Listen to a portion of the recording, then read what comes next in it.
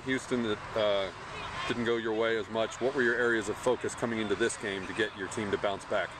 Well, you know, during the week we worked a lot on recovering defensively and trying to get in behind the ball after we're in an attacking shape, and you know, I thought we did a good job with that. But you know, I felt like we still, in that first half, we struggled a little bit, and there was a little bit of a hangover from last weekend.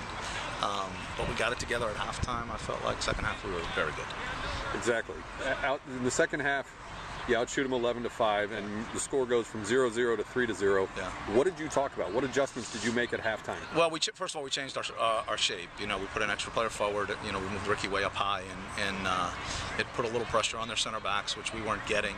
But we talked a lot about sort of believing in, you know, our own ability and ourselves and our teammates, and you know, playing the way that we can play, and being a little bit more of a team, because we started to get a little frazzled there in the first half, and I thought we were good in the second half. A lot of rain before the game. Yeah. Did that impact the conditions or your approach at all?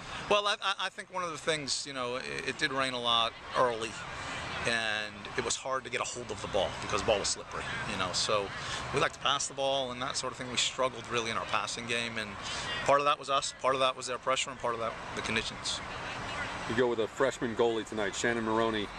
Obviously, anytime you pitch a shutout, it's a good day for the goalie. But yeah, from your standpoint on the bench, what did you think of her presence in the box between the pipes? I thought she was good. You know, she cut out a number of balls, played behind the backs.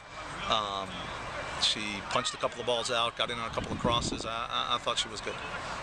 Obviously, a win in a conference game is always important, but when you have a score like this, 3-0, it allowed you to get some of your starters some extra minutes on the bench.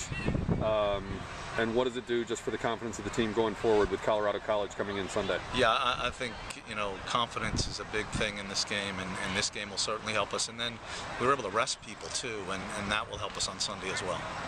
You moved Mallory Baum to the back toward the end. Right. What was the thought process that just went into rest her. Just trying to run, you know, so she didn't have to run up and down in midfield as much. Yeah, those two penalty kicks back to back like that. Have you ever seen anything like that before? Well, you know, there aren't a lot of penalty kicks called in our game for some reason, and I was really happy to see that, you know, we were rewarded for the work that we did, because they both were clear penalties.